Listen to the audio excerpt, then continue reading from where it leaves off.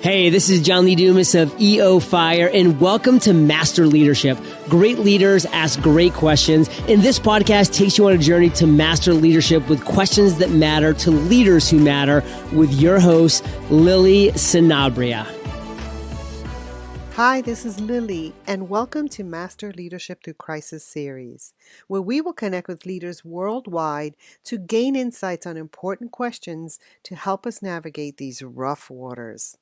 If you would like to participate as a guest, or if you have a question that you would like to ask, go to masterleadership.org/podcast. That's masterleadership.org/podcast for more information. Hi, this is Lily, and today we're speaking with Drew Dudley. Most of the leadership on the planet comes from people who don't see themselves as leaders. Drew Dudley, author of the international bestseller This is Day One, A Practical Guide to Leadership That Matters, has dedicated his life to changing that reality. Drew's TED Talk, Everyday Leadership, better known by many as the Lollipop Moment, has amassed over 5 million views around the web, becoming a fundamental part of training and leadership programs all over the world, and has been voted one of the 15 most inspirational TED Talks of all time. Drew's Day One leadership philosophy was developed through his time running Canada's largest student leadership program at the University of Toronto and has been shared with some of the world's most dynamic organizations, from McDonald's and J.P. Morgan Chase to the United Nations and the YMCA. The philosophy provides a step-by-step process to identifying and living up to your personal leadership values, and more importantly, to recognizing the leadership impact every individual can choose to have on a daily basis. Welcome, Drew Dudley. How are you? I am doing pretty darn well. I'm sitting in the spot that I've been sitting in for a month. So this chair is now nicely set up and ready for me. Are you stretching out It's your warm. back? I'm trying to. I put together a manual treadmill yesterday, which is sitting next to me. But what I didn't realize is that manual treadmills come with an incline. And all of a sudden, the nice leisurely walk I thought I was taking has got me drenched in sweat at every opportunity. It's a start, so that's good. So tell me a bit about your path to leadership, Drew, and what you're doing now. Yeah, I think my path is a complete accident. If you talk to enough people who really love what they do, you'll usually find that they had absolutely no idea this is what they were going to be doing. I was supposed to be a lawyer. When you're in high school and you get really good grades, if you like science, you go to med school, and if you don't, you go to law school. That's just how it's supposed to work. So I went off to university planning to go to law school and study history. But it turns out, and this impacted my life down the road, it turns out that I didn't love history. What I loved were good stories. And it just so happened that most of my teachers who taught me history in high school were extraordinary storytellers. And what happened when I got away to university, and this is something that I discovered, is that a lot of the people who teach in high school love teaching, and a lot of the people in university who quote unquote teach love research. And so what ended up happening was I just wasn't engaged. There were no stories to be told in the world of academic history, it seemed. And so I ended up being a little bit lost at university until I got involved in some fundraising activities, until I started my own small company with a friend of mine, and started to realize that engaging with the world was a lot more interesting than writing papers on it. And specifically, one of the things I got into was this fundraiser, this charity to fight cystic fibrosis here in Canada. And that led to a complete 180 in what I planned on doing with my life. And ultimately, I started to realize the impact you could have. And I thought that I wanted to be a fundraiser because we made so much money for various charities in university. All right, I want to be a fundraiser. What I didn't realize was that what I loved doing was building teams, setting goals, and chasing those goals. It just so happened that all of the goals we set were fundraising goals. Once I got into the world of professional fundraising, I realized, yeah, I don't like fundraising. I like building teams. And eventually, as I was still involved in the charity, I started creating these workshops on how to do it better. The Dean of Students at the University of Toronto saw some of these workshops. He contacted me and said, we want to build a leadership program at the university that isn't all about theory and things that aren't necessarily applicable to young people right now. We want to talk about what they can do now. And the way that you approach leadership and what you're doing right now is exactly it. And I said, look, that's not what I do. And he said, well, why don't you try it? And I wasn't happy with what I was doing. And I said, all right, we'll give it a shot. And that was 8 years that I was at the University of Toronto building their leadership program, developing new ideas, working with some extraordinary students. And some of these social experiments in which we engaged at the university led to some of the work that I'm doing now. And eventually it got to the point where the only thing keeping me from doing what I loved full time and spreading some of these ideas and things and processes we developed was my full-time job. And when that stopped being fulfilling, even though it took about 1.5 years longer than it should have, because the 3 most addictive things on the planet are crack, carbohydrates, and a salary, we are so often addicted to our salaries. Can you say that again? I've never heard that before. Oh, this is actually a friend of mine taught me this. The 3 most addictive things on the planet are crack, carbohydrates, and a salary. And if you allow yourself to get addicted to any one of those 3 things, you will start making decisions that are not in your best interest. And what happens often is there's nothing wrong with having a salary. There's nothing wrong with seeking one. Most of us will spend most of our lives working for somebody else, and that's fine. There's a difference, though, between wanting a good salary and achieving one and working hard for it and being addicted to it. And many of us get addicted to our salaries, and we are seeing that right now, particularly. And I think all of us knew that we spend more money than we have. Yeah, I know. And now it's coming into very, very sharp focus that most of us created a life where we are addicted to our salaries. We spent more than we had. We got ourselves overextended. And I think that a lot of us are seeing that now. But I did not leave my job, even though it made me miserable, because my money was more important than my mental health and my spiritual health, etc. So it wasn't until I finally realized that the only reason I wasn't leaving my job is that I was afraid that I'd end up with less than what I had now, that what I'd end up with was worse than what I had. It's why any of us don't make a change. We're afraid that what we'll end up with is worse than what we've got. However, when you realize that you don't like what you got very much, then you got to kind of decide whether you're going to take that leap. And that's how I ended up doing what I'm doing. I took a process that we developed at the university on how to take our aspirational behaviors and using behavioral psychology, make it more likely we'd actually act the way we want to. That I've taken out into the world and have been spreading that idea. We call it operationalizing leadership values. The idea that you identify the values for which you want to stand, and then here is an actual process to make sure that you stand for them. Because it's real easy to say that I care about integrity and I care about accountability and I care about empowerment, but it's really hard for me to turn to someone who says, well, I care about empowerment, and say, well, give me a specific example of anything you did today that lives up to that value. Most of us can't answer that. And so what I tried to do with the students there, and what they helped me do, is develop a process that actually makes you do that provides evidence to yourself that these things that you claim to stand for are actually things that you stand for. That's a lot of amazing information. And at the time of this interview, we're experiencing the global pandemic of the coronavirus. And when you think about operationalizing leadership values, how has this impacted what you do?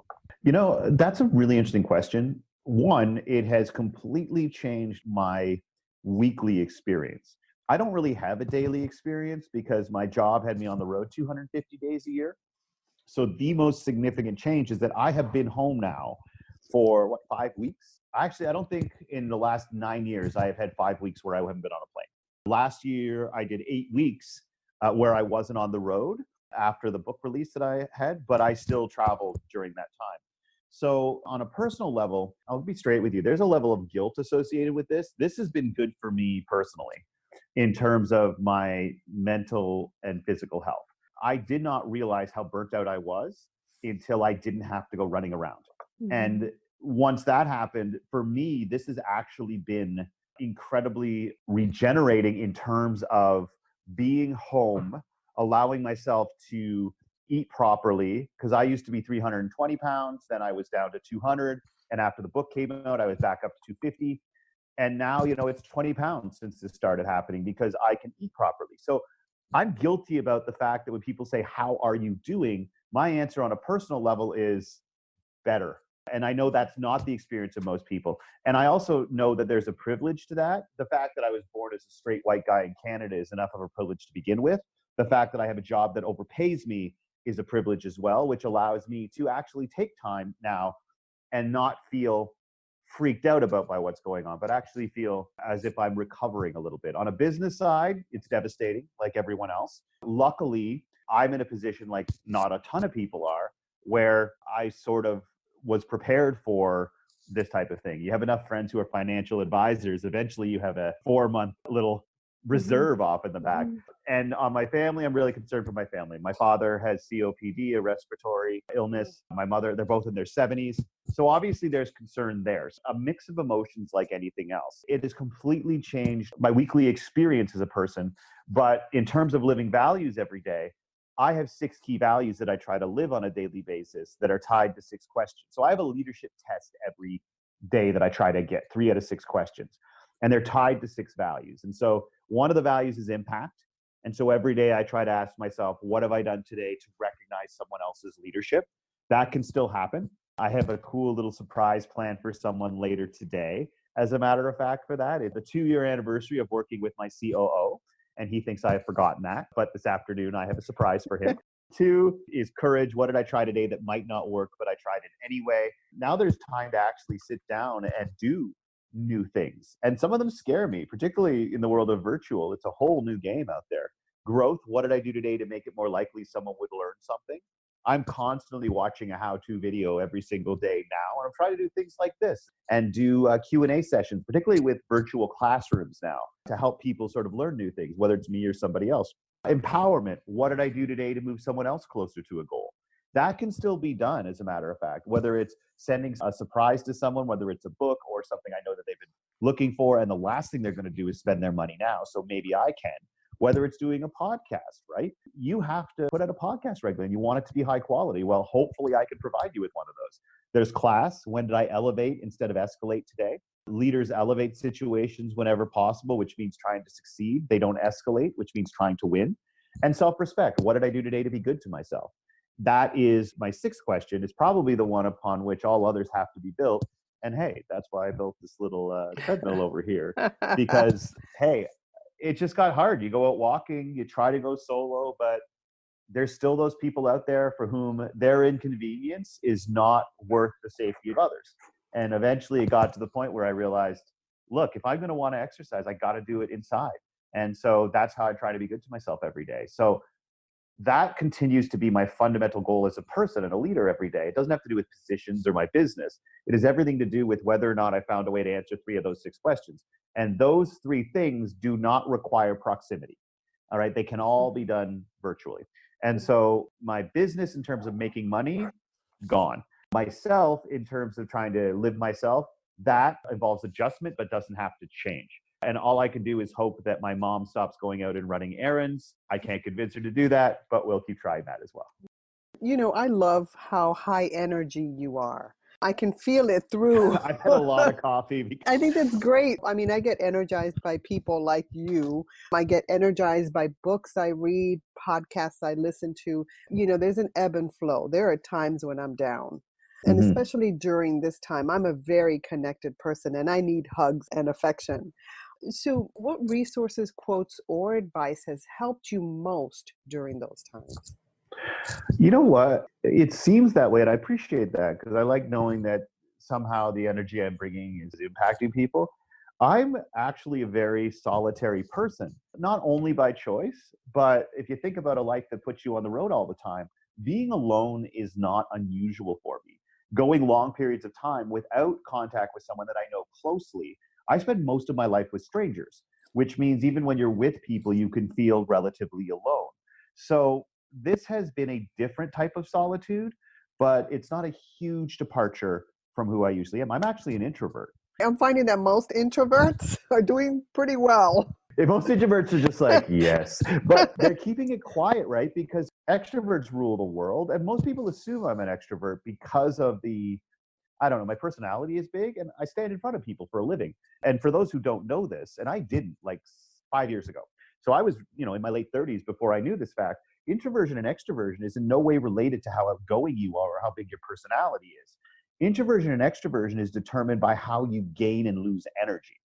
And so extroverts gain energy from interpersonal interactions. The more they interact with people, the more energized they get. Introverts lose energy as they interact with other people. Now, that's not to say their interactions are quiet. Like, this is how I interact with people, but I will be exhausted after this. Well, a true extrovert will be bouncing off the walls and can't wait for more. So I'm actually a real introvert. Doing what I do completely empties me out physically, emotionally, and psychologically. And so this isn't a huge departure for me in some ways. And I think for a lot of introverts, it's welcome. The thing is, we just keep it to ourselves because the extroverts are struggling with it so significantly that, it's almost as if we feel bad that we don't also recognize that, but also realize that things have shifted now for the first time in a long time. This is now the world of introverts versus the world of extroverts. And so hopefully when we emerge from all of this, we all have a little better understanding of the reality of other people. Now, what's helping me through this is some things that you'd expect and some not. One, the opportunity to do this every now and then, because even as an introvert, the opportunity to talk to people like you and share ideas energizes me while I'm doing it, even while sometimes just before or a day before, I'm like, oh God, I'm not looking forward to it. A bunch of things from my past has really played a role here. Back when we were running a lot of events in the university with our production company, there was a mantra about when things were not going right as you were planning things. And it was my friend Mark, who I co-founded things with, always used to say, it's all going to be okay in the end. If it's not okay, it's not the end. And there was just a power to that. The other thing too is that I always try to remember this. Well, this is an honest question to you. Can you give me an example or the last time in your life where you faced a challenge that you failed to overcome?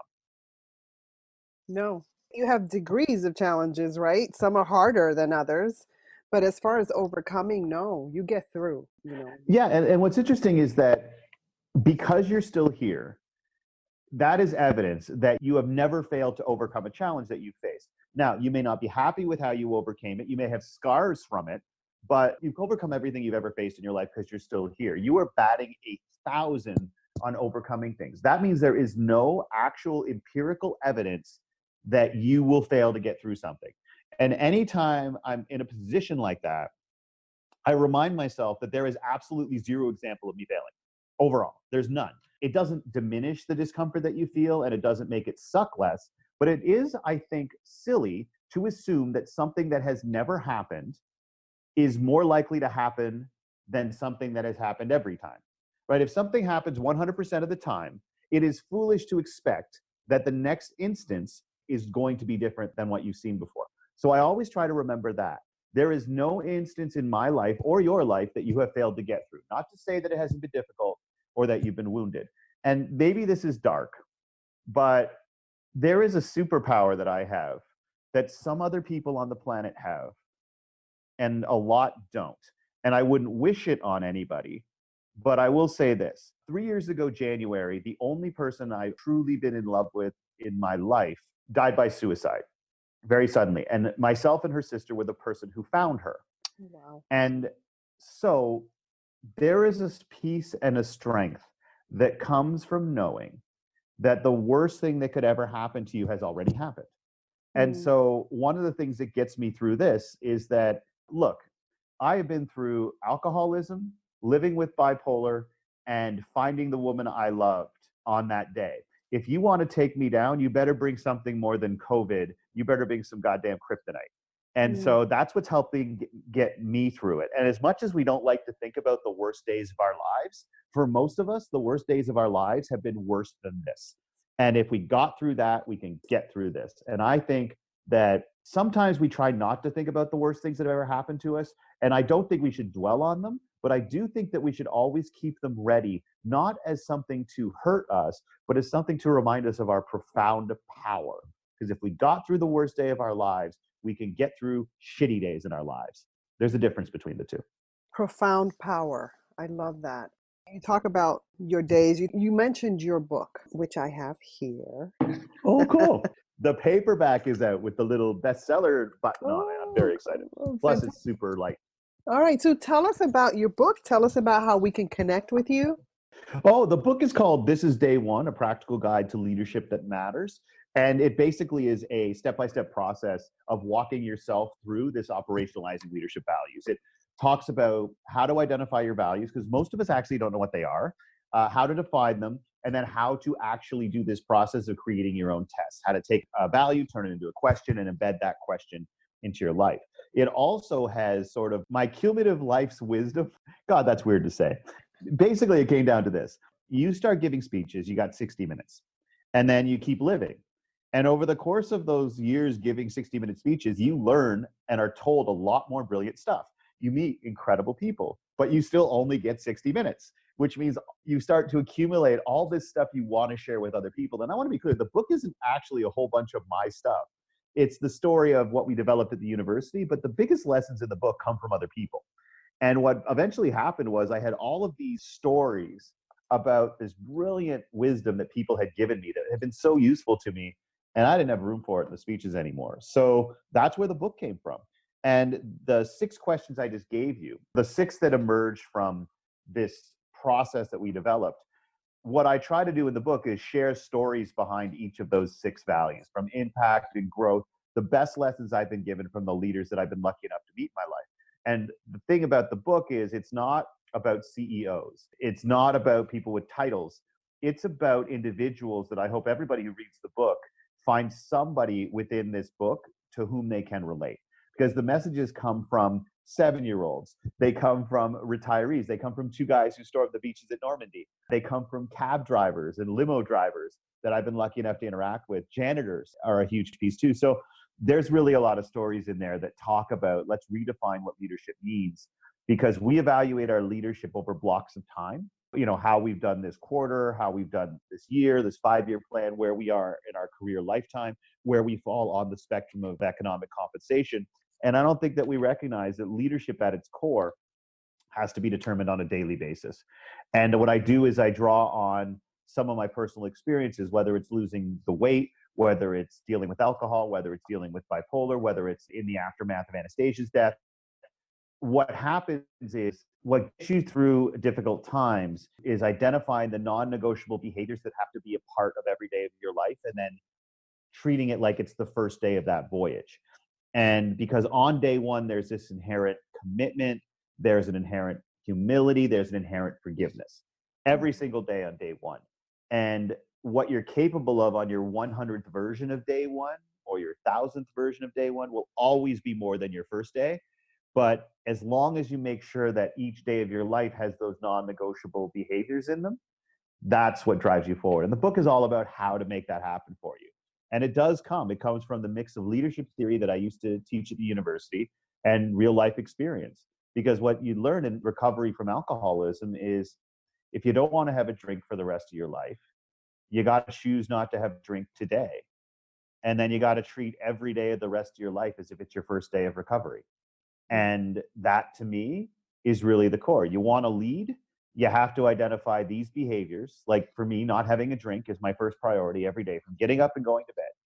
Everything else can be different every day, but there's one thing that never changes. You do not have a drink today. Priority 1. And day one leadership is about, look, every day in your life is going to be different, but there are non-negotiable things that must be a part of it. And for me, it's you better live 3 out of 6 of impact, growth, courage, empowerment, class, and self-respect. And the book helps people figure out what their values are and how to make sure that they're a priority and treat every day of their life as their first day of living as a value-driven person. Hey, leaders, stay tuned for the rest of the interview following this brief message. If you want to find, claim, develop, and expand your voice in order to land that job, those clients, or that partner, then Master Your Swag podcast is for you. You don't have to have expert credentials to be featured, and you can select from several plans that can perfectly match your needs. Go to masteryourswag.com and claim your spot as a guest, and be ready to get noticed. That's masteryourswag.com. I appreciate how you're just pouring your heart out. You certainly walk the talk. Now, I'm sure our listeners really get that as well. How can we connect with you, and how can we get your book? See, this is why my publisher hates my guts. I have to I talk keep you about it, on but they're point here. I know. they're the same thing. They're like, why don't you talk about it on stage? Because people hate that, right? Like if you have ideas that people like, they'll probably be like, oh, I'd like to read the book. So here, drewdudley.com. That's DREWDUDLEY.com. And that's got not only where you get the book, it's also got an online program that you can do. And right now, we're not giving it away. What we've decided is to make it a fundraiser. It's usually $199, this online program that walks you interactive in 5-minute blocks through the whole process. But we dropped it to $10 and we're giving all the profits to frontline healthcare workers right now. So it's available at drewdudley.com as well as videos. I've been lucky enough to do, 9 different TED or TEDx talks. And you can find most of them there as well. The one that has attracted most people to my work is about lollipops, called the Lollipop Moment or Everyday Leadership. And so all that stuff is on drewdudley.com. And if you want my daily sort of what's going on in Drew's life and leadership insights or just, life nonsense, at Day One Drew, which is DAYONEDREW, is where you'll find me on Instagram, on Twitter, on Facebook. Instagram's the most fun. I drive my social media people insane because they're supposed to manage my Instagram and I like popping in with my goofball stuff. And so being like, why did you post that? I'm like, I thought it was funny. I know a couple of people who do that. Yeah. They're like, you hired us to do this. I'm like, I hired you to do the series. But this is a funny looking cookie and you should see it, world. I love it.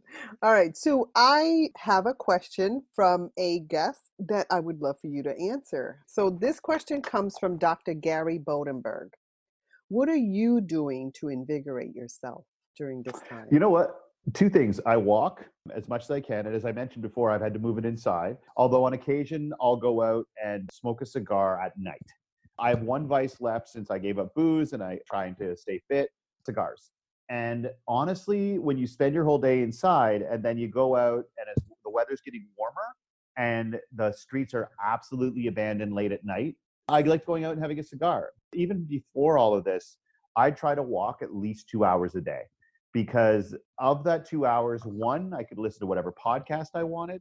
At least 1 hour has to be with no music, no audiobook, because all the psychological research shows how important being completely alone with your thoughts is and how much of a lost art that is. One of the things I've talked a lot about is about how scared we are to be alone with our thoughts because we are aware of everything we've done that is less than the person we want to be. And because we'd rather not listen to ourselves, tell ourselves that we're being less than the person we want to be, we drown out that voice.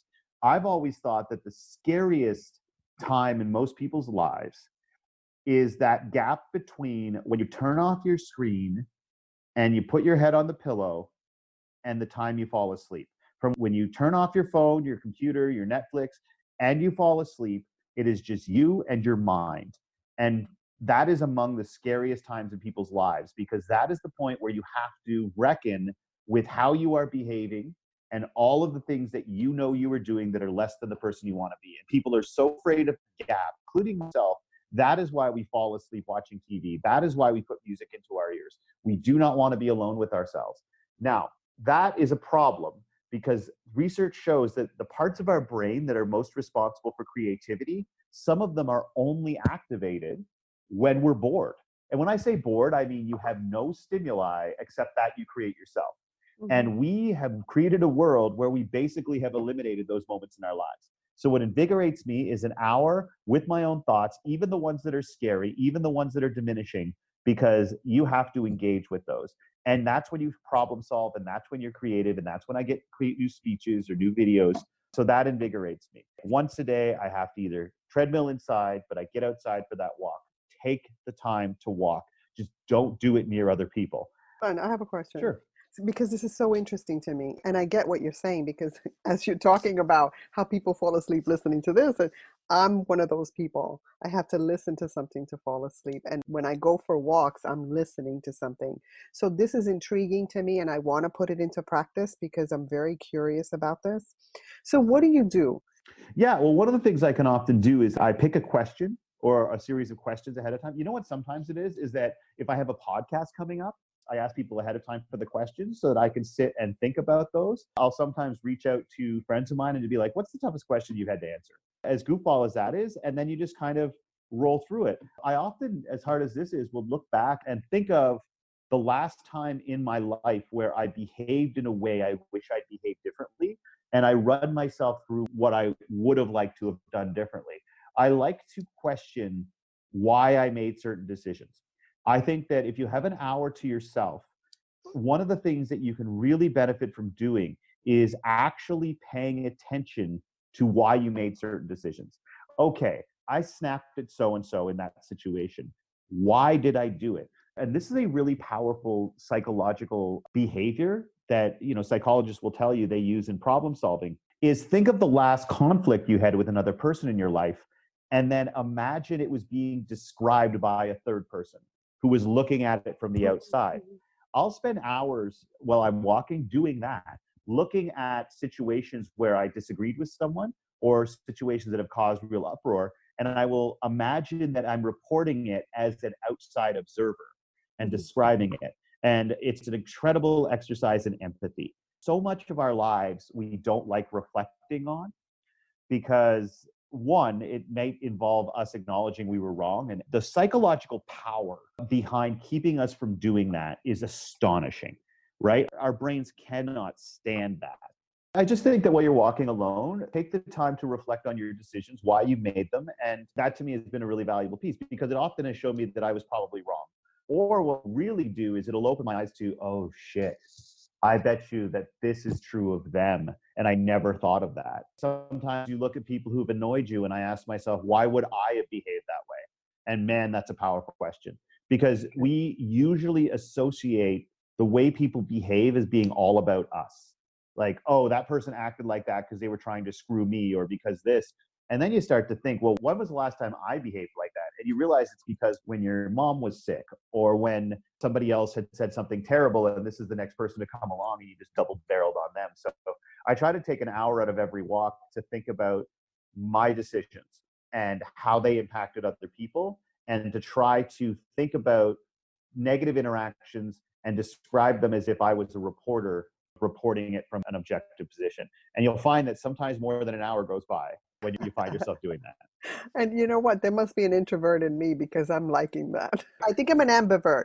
How might I have been wrong is a powerful question. And, a lot of the things we're seeing right now, even with what's going on in the world, is that people are just entrenched in being like, we can't let go of what we claimed for all this time because it messes up your reality. And I think there's an empathy that we have to get when people frustrate us, right? I'm like, how on God's green earth does Donald Trump still have 40% approval rating? It's not because people are stupid. It's because if someone asked you to completely change everything that you've thought for an extended period of time, it calls into question in your mind everything else that you've ever thought. Do you know how absolutely life-shattering that would be? It's almost as if someone said to me once, and I have some friends who are very, faith is a big part of their life, and it's not for me. But if they said, look, if I brought you unequivocal evidence that God existed tomorrow, how much would that mess with your entire reality? And I'm like, it would mess me up a lot. And it would take some time because what it does, it makes you reflect back on your life and be like, oh my God, I was wrong so much. And does that mean I'm wrong every time in the future? Right. So there's an empathy that comes from recognizing how other people see and recognizing that when we want people to change the way they've thought to align with ours, we're not just asking them to change one perspective. We're asking people to look themselves in the eye and be like, you have been wrong on so much in your life. That's an unfair thing to ask of people, especially when we can't say for 100% sure that they are. And so that hour that I spend with myself and in my own mind, sometimes asking myself, how might I be wrong, has been really, really valuable. It sucked a lot. And sometimes you're like, no, I'm going back to this podcast. But I think it's really important. And then sometimes it's just like you write a letter to the editor in your own head because you choose that you want to stand for something. Or you think about a question or something that upset you and you start to really dive into what do I think about this? And we don't take time for that very often. Thank you so much for sharing that. Now, as a listener of this podcast, what is a question that you would like a future leadership guest to respond to? Here's what I always like asking. We do a section called Leadership Lies that we're starting right now. We're collecting before we post it. And the question is this: what is a piece of life or leadership advice or wisdom that you see passed around all the time that you don't think is true or is flawed in some way? So what is a cultural cliche that gets thrown around all the time that you have an issue with? Maybe it's not that you disagree with it entirely, but you have an issue with. The first time I ever asked that, the answer I got was, life is short. The guy I was talking to said, I can't stand it when people say life is short. Life is not short. Life is the single longest thing you will ever do. And so make good decisions. I had someone tell me that fake it till you make it. He goes, why do we tell people that? He said, first of all, what it does is it makes you believe that if you are doing something and you're not an expert at it, you're faking it. He said, fake it till you make it is actually saying practice till you don't suck. All right. When you're doing something that you're not great at, but you're still doing it, you're not faking it, you're practicing it. And so one of the things that someone said is that I don't like fake it till you make it. I've had people say I don't like laughter is the best medicine, because sometimes the best medicine is a glass of wine, a long bath, and an incredibly long cry. Or a good cigar. Or a good cigar. So really, that's what I love asking leaders. And I love hearing what people say in that particular case. I wrote that down, so we will be asking that. It's not failure unless you don't learn something from it. I'm like, no, it's failure. So what's like the it's other a failure one? you learn from. If it doesn't kill you, it makes you stronger. Yeah, if it doesn't kill you, it'll make you stronger. I have a whole lot of doctors who are like, yeah, no. All right. So is there anything else you'd like to share with our listeners? Yeah, think of somebody in your life right now who would never call themselves a leader, and tell them they are. And don't just say you matter to me, call them a leader, like use the phrase. I think it's so important to recognize that leadership recognized is leadership created. And if we want to create more leadership in our lives and our organizations, we got to do a better job recognizing the stuff that's already there. And so I call on listeners to do one thing. I want you to pay more attention to the word just and how often you use it. The word just, J-U-S-T, it is one of the most powerful diminishers in the English language. We use it all the time, and we need to stop using it quite so often. Because when we use the word just, we use it to describe what we're doing. Oh, I just have to pick up the kids. I just have to get to this meeting. I just have to write this email. And the reason we do it is we're trying to trick our brain into thinking it's not going to take very much time, right? But we have to realize that most of the things in front of which we put the word just are the things that take up most of our lives. And so what do you think it does to us psychologically when we diminish the things that take up most of our lives? And what happens is it eventually spills over into how we talk about what we do and who we are. I'm just a receptionist. I'm just a bus driver. I'm just middle management. I'm just a student. Every time we use the word just to describe who we are, what we do, I think we're giving people permission to expect less from us. And as a result, I think that what we have to do is every time we hear the word just come out of our mouth, the mouth of someone we care about, we should take a moment to say, was that just used as a diminisher? And if it was used as a diminisher, call people on it. You want to know an opportunity to recognize someone else's leadership, listen for that word. And every time you hear someone who you know is a person of worth, use that word as a diminisher, call them on it. That word we use way too often. Eliminate from your vocabulary as much as humanly possible, because here's the thing, 90% of the time we use it, it is not used properly. It is used to diminish who we are or what we do. Thank you so much for adding value to me and to our listeners, Drew. Thank you so very much for thinking enough of me to take up so much time with your listeners. Well, listen, stay safe and have a great day. Thank you so very much, you too, and take care of yourself, stay healthy. In closing, here's a quick message. Coaching is the art of influence that underpins leadership in the 21st century. It is the very thing that can get you from being stuck to being extraordinary.